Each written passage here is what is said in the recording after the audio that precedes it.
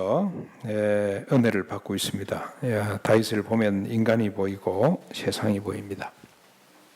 다윗을 들여다보면 내가 보이고 종국에는 하나님이 보입니다. 그래서 다윗의 일생은 우리에게 큰 의미를 줍니다. 인간과 세상이 무엇이며 나와 하나님이 또 어떤 존재며 어떤 분인지를 볼 수 있기 때문입니다.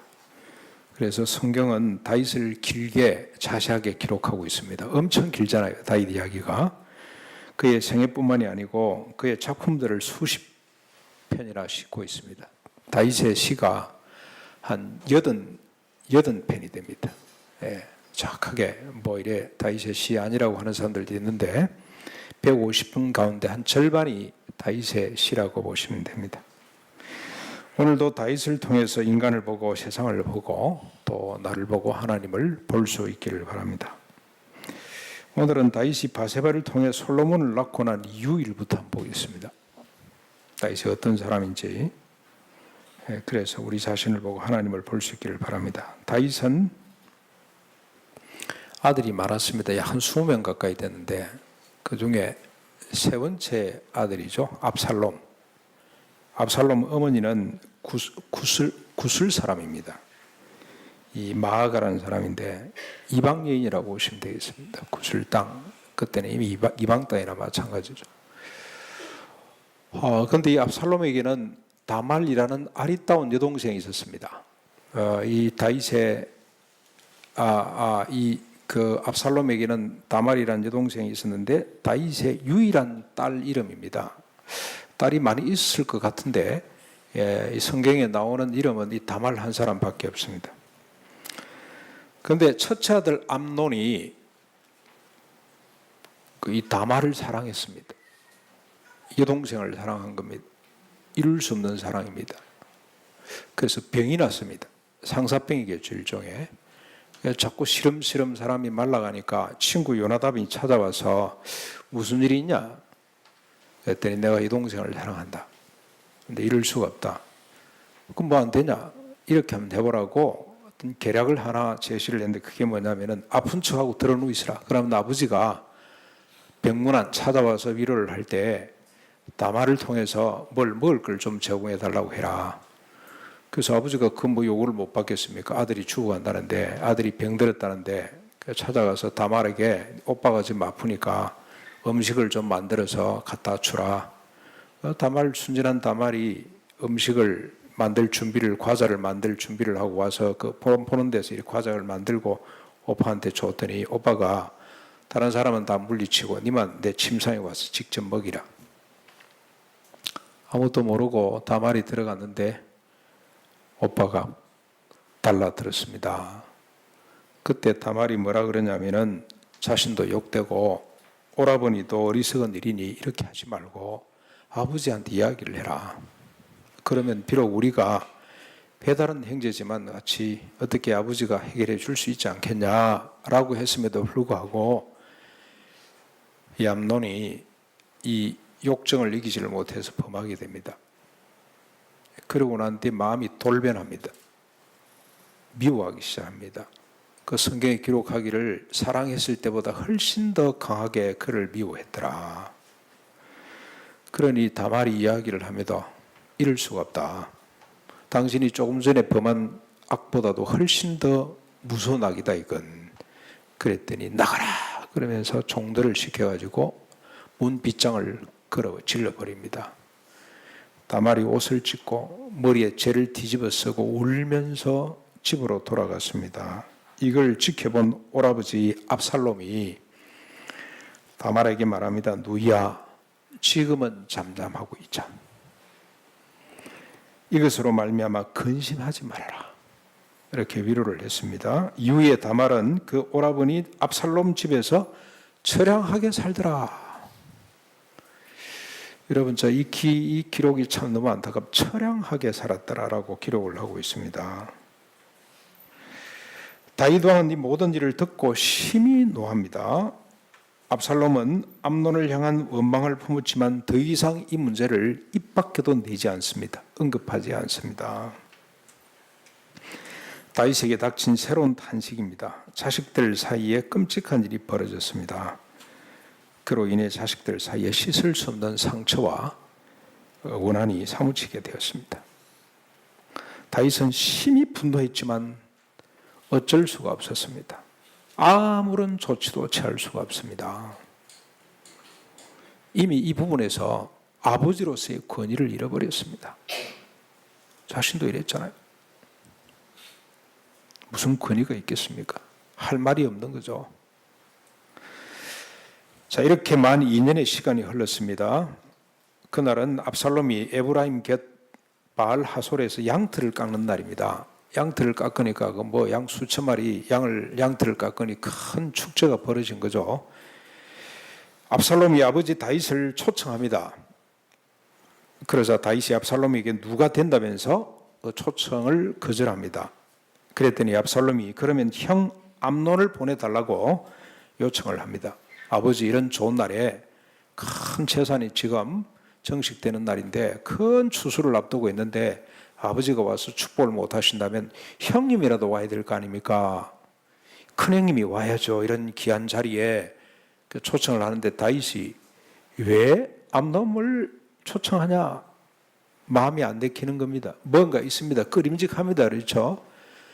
그럼에도 불구하고 자꾸 형님을 보내야죠. 이 좋은 시간에 형님을 안 보내가 됩니까? 그동안에 압살롬이 자기 감정을 감추고 있었기 때문에 설마 그런 일이 있겠냐? 그러면서도 불안해서 암논만을 보내는 것이 아니고 형제들을 다 보냅니다. 왕자들을 다 보낸 거죠. 솔로몬은 아마 어린 나이에 있는 것 같고 이일 직후라 그랬으니까 아마 나이 든 아들들을 다 보낸 것 같습니다. 이제 잔치가 한참 무르익어 갈 때 술을 거나하게 먹었겠죠. 정신이 없는 암놈을 다윗이 종들을 동원해서 쳐 죽였습니다. 놀란 왕자들이 각기 노새를 타고 도망을 합니다. 압살롬이 모든 형제를 다 죽였다는 와전된 소식을 들은 다윗이 옷을 찢고 땅에 쓰러져 버렸습니다. 얼마 후에 살아 돌아온 아들을 보고 그때서 비로소 다윗이 그 아들을 끌어안고 통곡을 합니다. 그 후로 3년 동안 다윗은 죽은 암논을 그럭저럭 잊을 수 있었습니다만 그술 땅으로 어머니 땅으로 도망간 압살롬은 잊을 수가 없습니다. 그를 그리워하면서 슬퍼했더라고 기록을 하고 있습니다. 자식들 사이에 끔찍한 칼바람이 불었지만 어쩔 수가 없습니다. 셋째 아들 압살롬이 분노와 원한이 차서 첫째 아들 암논을 죽이는 참극이 분출되었습니다만 이번에도 다윗이 할 수 있는 일은 아무것도 없습니다. 그가 할 수 있는 일은 우는 일밖에 없습니다.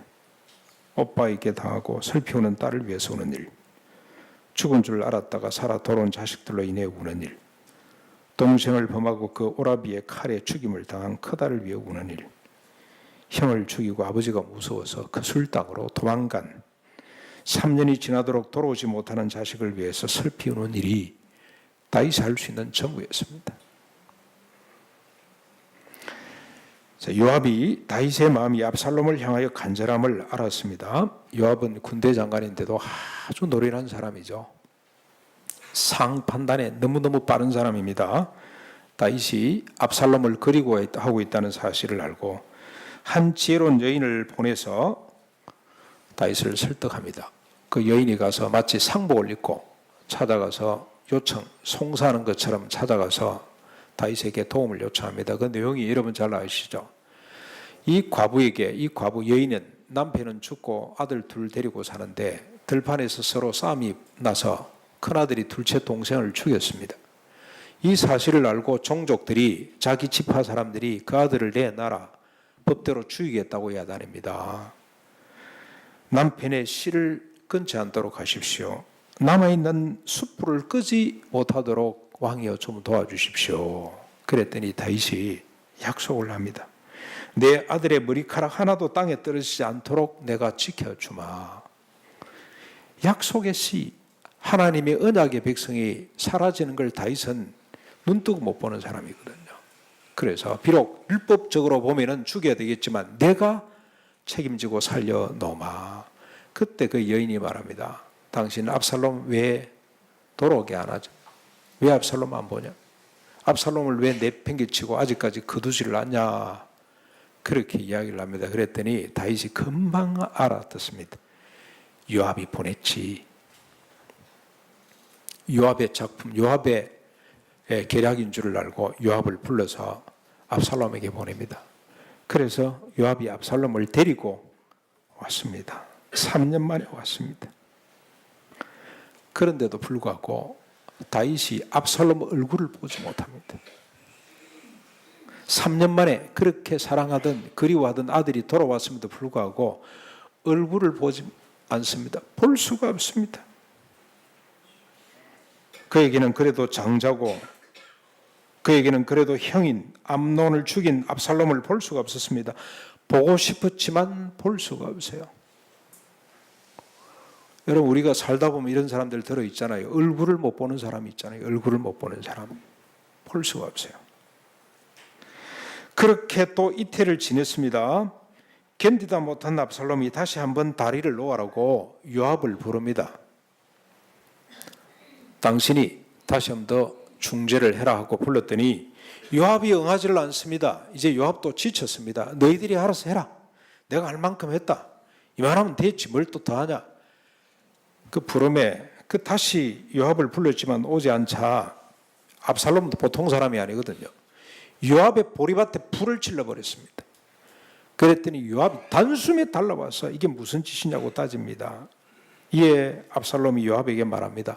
차라리 나를 그 술에서 돌아오게 하지 않게 하든지 그 땅에 그대로 내버려 두든지 돌아오게 해놓고 아직까지 얼굴을 못 보니 이게 무슨 이런 일이 있다 있냐. 만일 내가 죄가 있다면 내게 죄가 있다면 나를 죽이라고 해라 아버지한테. 그래서 요압이 가서 그 말을 그대로 전했습니다. 돌아오게 했으면 얼굴을 봐야죠. 얼굴을 보십시오. 그래서 중재를 해서 다시 2년 만에 만났습니다. 요압이 나가서 이 압살롬이 나가서 아버지 앞에 땅에 엎드리고 얼굴을 땅에 대고 큰절을 했습니다. 그랬더니 다윗이 압살롬을 일으켜서 입맞춤을 했어요.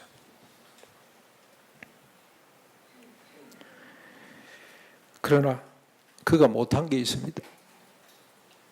뭘 못했습니까? 미안하다. 네가 애비 마음을 이해하오. 용서해라. 이 한마디 해야 될 거 아니에요. 그 말을 못해요. 자존심 때문인지 수치심 때문인지 체면 때문인지 그 말을 못해요. 말을 해야 되는데 말을 못해. 입이 있으나 말을 못했어요. 압살롬은 압살롬대로 아버지를 5년 만에 만나 입맞춤을 했다면 그도 한마디 해야 되는 거 아닙니까? 아버지, 제가 죽을 죄를 지었습니다. 아버지, 그때는 정말로 제가 참을 수 없어 그랬는데 용서해 주십시오. 아버님, 저를 거두어 주십시오. 아니면 차라리 아버지 저를 죽여주십시오. 한마디 해야 될 거 아닙니까? 그런데 압살롬도 그 말을 하지 못합니다. 두 사람은 이렇게 눈물의 고백들이 있어야 했음에도 불구하고 그러지를 못했어요. 그렇게 할 수가 없었어요. 그래서 그들은 서로 치유되지 못한 채 살아갑니다. 이렇게 다시 얼굴을 맞대고 입맞춤을 했지만 압살롬은 곧바로 나가서 병거와 말들을 준비하고 호위병 50을 그 앞에 세웁니다. 그리고 일찍부터 일어나 성문 곁에 서서 왕에게 재판하러 오는 사람들에게 말합니다. 내 일이 옳고 바르지만 내 송사를 들은 사람을 왕께서 세우지 아니하실 것이다. 대신 내가 정의를 베풀겠다고 말을 합니다. 이 무슨 말입니까? 억울한 사람들이 지금 계속 왕에게 상소하기 위해서 올라오는데 왕은 그 일로 안 만나줄 거다. 너의 재판을 다루지 않을 거다. 대신 내가 너의 억울함을 내가 풀어줄게. 내가 너의 정의로움을 들어마. 얼마나 좋겠어요. 기다리라. 내가 이 문제를 다 해결해 주마. 그래서 그 사람이 너무 좋아서 얼굴을 땅에 대고 절을 하려고 그러면은 압살롬이 법석 내려가서 이렇게 세우고 입을 맞춰줍니다. 그러지 말아라 이 말이죠. 나 앞에 무릎 꿇을 것 없다. 얼마나 사람들이 감동을 받았겠어요. 이 소문이 삽시간에 퍼지자 온 이스라엘 사람들의 마음이 압살롬에게로 기웁니다. 이걸 성경은 이스라엘 사람들의 마음을 압살롬이 훔쳤더라, 그렇게 표현을 하고 있습니다.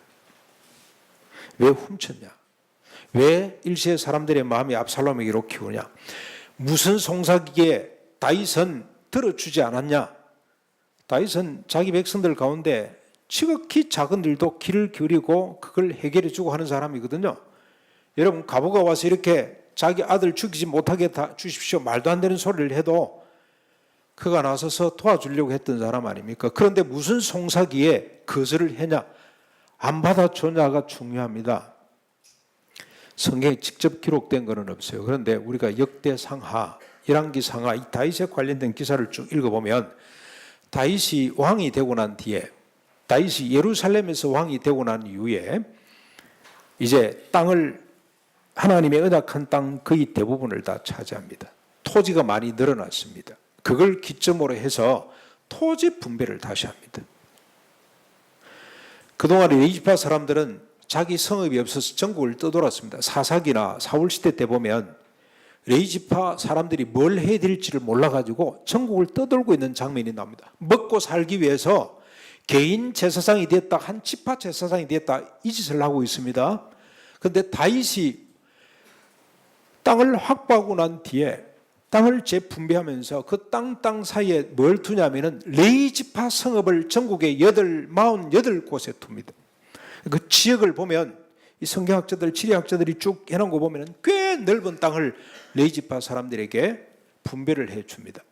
그 다윗 유물은 아무것도 없다고 그랬잖아요. 그런데 전국에서 골고루 토판 모세 오경이 출토되는데 이 레위지파 사람들이 전국에 흩어져서 기아짝에다가 이렇게 율법을 기록해서 백성들에게 읽히고 가르쳤다고 보시면 돼요. 그러면서 그들의 성읍 가운데 도피성을 만듭니다. 이를 치르면서 많은 사람들이 자기 땅이 아마 환수당했을 겁니다. 그런데 이 사람들이 자기 땅을 돌려달라고, 이게 우리 지금으로 치면 토지 반환 청구 소송이죠. 그걸 들고 올라온단 말이죠. 그런데 다윗은 그 요구를 들어주지 않습니다. 그런데 압살롬이 들어서서 그거 정확하게 이건 네 땅이냐, 내가 앞으로 정의롭게 해주마, 이런 약속을 했으니 얼마나 사람들로부터 지지를 받았겠습니까? 여러분, 여로보암이라는 사람이 이제 얼마 후에 솔로몬 때 나라가 두 쪽이 나잖아요. 그러면서 여로보암이 10지파를 데리고 북쪽 이스라엘을 이렇게 떨어져 나가는데, 그때 여로보암이 제일 먼저 한 일이 뭐냐면 레위지파 사람들로부터 토지를 환수하는 일을 먼저 합니다. 그리고 레위지파 사람들을 쫓아내버립니다. 추방을 시켜요.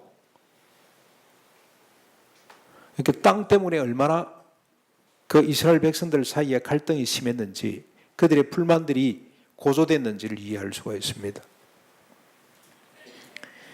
이로 인해 압살롬은 이스라엘 가운데 가장 아름다운 자요, 가장 칭찬받는 자로 시험을 받았습니다. 여러분, 실제로 또 아름답기도 하고 뛰어나기도 했던 것 같습니다. 부와 권력을 가진 사람들을 중심으로 압살롬을 전폭적으로 지지했다고 보시면 됩니다. 이러기를 4년이 지났습니다. 2년, 3년, 2년, 4년, 도합 11년 만입니다. 11년 만에 압살롬이 드디어 헤브론에서 나팔을 불었습니다. 자신이 이스라엘의 왕이 되었다고 선언을 합니다. 다윗의 모사였던 아히도벨이 압살롬을 지지하면서부터 백성들이 그에게로 돌았습니다. 이 아히도벨은 한국에는 그런 책사를 잘 못 본 것 같아요. 대통령 비서실장쯤 되는 사람이라고 보시면 되는데 이런 뛰어난 묘책과 책사가 없는 것 같습니다. 옛날 누구죠? 그 미국의 키신저 같은 사람, 삼국시대 때 삼국지에 보면 조조 같은 사람이 아닌가 하는 생각이 듭니다. 이 사람이 압살롬을 지지하자 대다수의 국민들이 그냥 압살롬 쪽으로 기울게 됩니다. 다윗이 이 반역의 소식을 들었을 적에는 이스라엘의 민심이 다 압살롬에게로 기울고 난 뒤였습니다. 이에 다윗이 훅 10명만을 남겨두고 서둘러 예루살렘 성을 빠져나와 도망을 갑니다. 통곡하면서 기드론 골짜기를 건너게 됩니다. 기드론 골짜기는 예루살렘 성 바로 곁에 붙어 있는 골짜기라고 보십니다. 그 골짜기를 통곡하면서 건너게 됩니다. 10명의 후궁들을 남긴 이유가 뭔지 모르겠어요. 처음에 따라오는 사람을 너희들은 돌아가서 왕궁을 지키라 그러고 돌려보냈어요. 나머지는 다 데리고 나오면서. 이번에도 다윗이 할 수 있는 일은 통곡하는 일밖에 없습니다. 그 통곡이 감람산 길로 올라갈 때에 절정에 이릅니다. 30절 한번 보십시오. 30절. 오늘 본문 읽은 30절. 다윗이 감람산 길로 올라갈 때 그의 머리를 그가 가리고 맨발로 울며 가고 그와 함께 가는 백성들도 각각 자기의 머리를 가리고 울면서 올라가더라. 다윗은 머리를 가렸습니다. 그리고 맨발입니다. 그리고 통곡했습니다. 이 한자 성경을 찾아봤더니 몽두, 머리를 가린다. 이 죄수들이 하는 이야기죠. 머리를 뒤집어 쓰는. 그리고 일면상, 앞쪽으로만 바라고 너무 다급하고 너무 슬퍼서 신발 신는 걸 잃어버리고 일면곡, 울면서 가더라. 백성들은 머리를 가리고 울면서 갑니다. 그러나 다윗은 왕인데도 불구하고 머리를 가릴 뿐만이 아니고 맨발입니다. 맨발. 그리고 통곡하면서 올라갑니다. 다윗은 결코 영웅이 아닙니다. 자식 하나 간수하지 못하는 나약하고 어리석기 짝이 없는 아버지일 뿐입니다. 7년 만에 다른 사람의 중재로 아들과 얼굴을 맞대긴 했지만 미안하다, 사랑하다, 용서해라 말 한마디 못하는 아버지입니다. 그러다가 4년 만에 나라와 백성들의 마음을 아들에게 송두리째 빼앗기고 머리를 가리고 맨발로 통곡하면서 도망가는 비참하기 짝이 없는 사람입니다. 그런데 여러분, 여기서 우리가 이해 잘 안 되는 부분이 있습니다. 하나님이 그토록 다윗을 사랑하셨는데 그래서 그에게 기름을 부으셨고 사울에게 쫓기는 숱한 세월 가운데서도 하나님께서 지켜주셨고 그가 왕이 되어서 전투할 때마다 이기게 해주셨고 일국 가운데 그를 높여서 영광스럽게 하셨습니다. 솔로몬을 낳을 때도 첫째 아이는 죽게 했습니다만 솔로몬 낳을 때 혹 이가 마음이 상했을까 봐 여디디야, 하나님의 사랑이라, 하나님이 사랑하는 자라 이름을 지어줄 만큼 그를 사랑하셨음에도 불구하고 이번에는 왜 열국의 조롱거리가 되도록 내버려 두시냐 이 말이죠. 머리를 가리고 맨발로 통곡하면서 산을 넘도록 내버려 두셨냐. 이해가 잘 안 되잖아요. 그런데 이것이 하나님의 은혜고 하나님의 섭리입니다. 왜냐하면 다윗은 머리를 가리고 맨발로 통곡하면서 자식들을 보았습니다. 오빠가 동생을 범하고 동생이 형을 죽이고 아버지에게 칼을 들여대고 아버지의 첩들을 백주대낮에 범하는 끔찍한 이 자식들을 고통을 통해서 봤어요. 그리고 그 자식을 에워싸고 있는 주변 사람들을 보았습니다. 아히도벨을 보고 시바를 보고 시므이를 보고 요압을 보았습니다. 그리고 백성들을 봤어요. 그에게 일시에 마음을 빼앗기는 백성들을 보았습니다. 이 고통을 통해서 본 겁니다. 그런데 여러분, 다윗이 본 건 이게 전부가 아닙니다. 이건 껍데기입니다. 본체를 봅니다. 그게 뭐냐? 자신의 모습을 보았습니다. 이 고통을 통해 자신의 속속들이를 다 들여다봤습니다. 암놈의 간음도, 압살롬의 살인도, 아히도벨의 배신도 바로 자신의 모습입니다. 이들의 간음, 살인, 배신이 자기로부터 시작됐다는 사실을 그는 알았습니다. 이미 하나님도 이 부분에 대해서는 지적을 했습니다. 나단을 통해서 말씀을 하셨습니다. 여러분 12장 10절로 12절 한번 앞으로 돌아가서 한번 보십시오. 12장 10절부터 12절까지인데요. 제가 한번 읽어보겠습니다.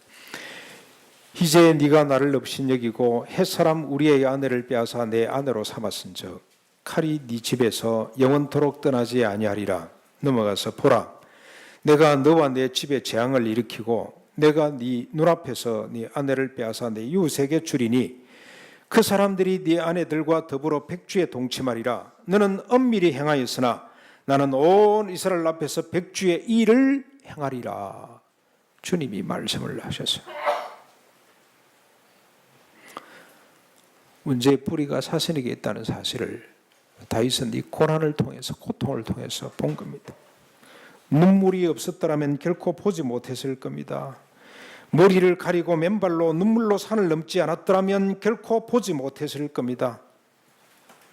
눈물을 가리고 맨발로 통곡하면서 감람산을 넘으면서 실체를 봤습니다. 자신의 실체를 보고 아들의 실체를 봤습니다. 인간의 실체를 본 겁니다.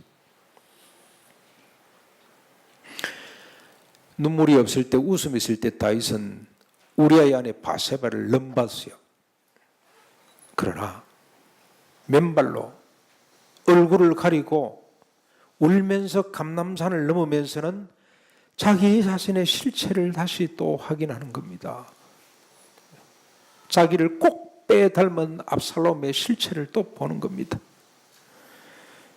여러분, 그 실체가 뭡니까? 죄와 죄로 인한 고통의 뿌리가 뭡니까? 15장 1절 한번 보시겠습니까? 15장 1절.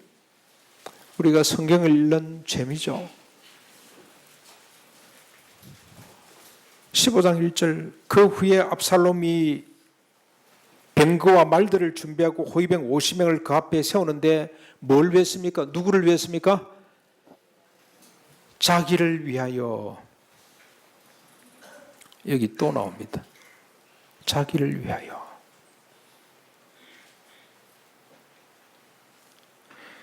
얼굴을 가리고 맨발로 눈물로 언덕을 넘게 하는 실체가 뭐냐? 자기를 위함.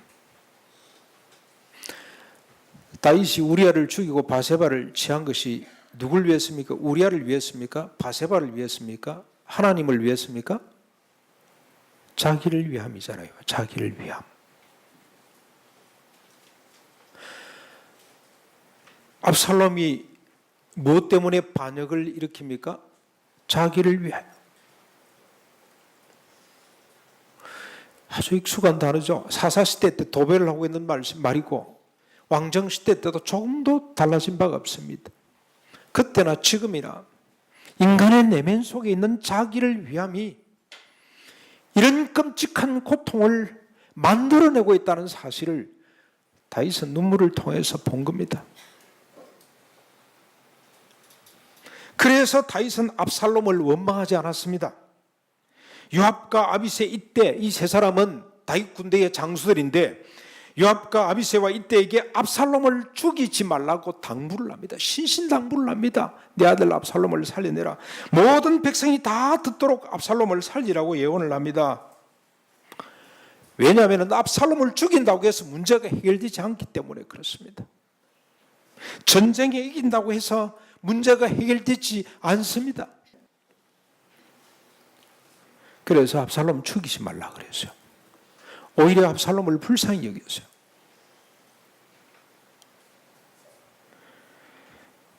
그래서 여러분, 다윗은 언약궤를 메고 온 사람들에게 사독과 아비아달이 언약궤를 메고 따라옵니다. 왕이 옮겨가니까.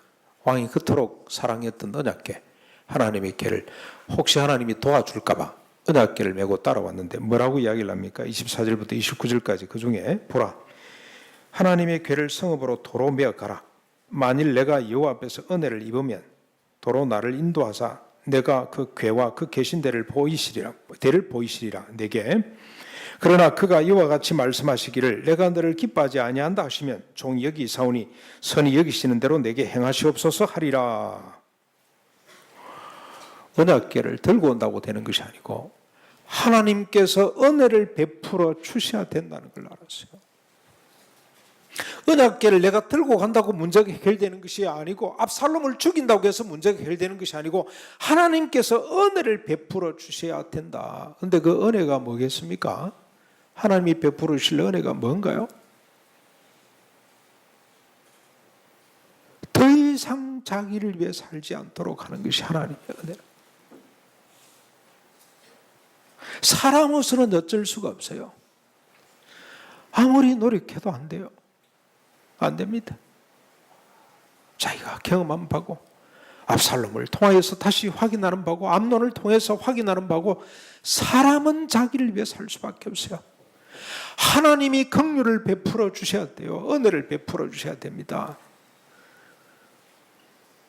그걸 다윗은 시편 51편에 이렇게 표현을 했습니다. 10절에 보면은 내 안에 정직한 마음을 창조하시고 내 안에 정직한 영을 새롭게 주셔야 된다. 그게 하나님이 베풀어 주시는 은혜입니다. 그 은혜를 베풀어 주셔야 되지, 그렇지 않고서는 문제가 해결되지 않는다. 정직한 영이 뭐겠습니까? 새로운 영, 정직한 마음이 뭐겠습니까? 자기를 위해 살지 않는 마음, 자기를 위해서 동생을 범하지 않는 마음, 그 분노를 이기지 못하고 칼로 형을 죽이는 마음, 그 마음을 버리는 마음. 그래서 다윗에게는 새로 창조되는 정직한 마음과 정직한 영이 이스라엘 국가 팔레스틴 땅보다 훨씬 더 소중하고 근본적인 그의 꿈이었습니다. 자기 육신의 후손으로 오실 메시아가 십자가 부활로 이루실 하나님의 언약임을 그는 알고 믿고 기다렸습니다. 다윗이 다윗 될 수 있었던 비밀이 바로 여기에 있습니다. 사랑하는 성도 여러분, 우리가 살아가면서 머리를 가리고 맨발로 통곡할 일들이 혹시 있습니까? 감사하십시다.